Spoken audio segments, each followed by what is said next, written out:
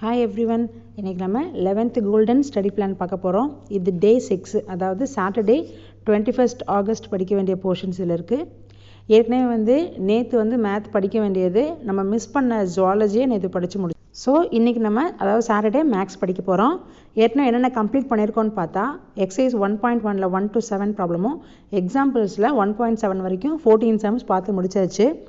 அடுத்து நீங்கள் என்ன படிக்கணும் அப்படின்னா 1.2 எக்ஸசைஸ் ஃபுல்லாக நீங்கள் முடிக்கணும், 9 சம்ஸு. அது போக எக்ஸாம்பிள்ஸ் பாருங்கள், 1.10லேருந்து 1.13 வரைக்கும், அதாவது 4 ப்ராப்ளம்ஸ். ஸோ மொத்தம் நீங்கள் என்ன ப்ராப்ளம் போட்டு பார்க்கணும், 13 ப்ராப்ளம் போட்டு பார்க்கணும். 1.2 எக்ஸசைஸ் அண்ட் அதுக்குரிய எக்ஸாம்பிள்ஸ் போட்டு பார்க்கணும். ஓகேவா? இப்போது பியூர் சயின்ஸை பொறுத்தளவுக்கு அவங்க மேக்ஸ் படிக்க வேண்டியதில்லை. ஏற்கனவே 1.2.7லேருந்து 1.4.11 வரைக்கும் படிச்சிட்டோம்.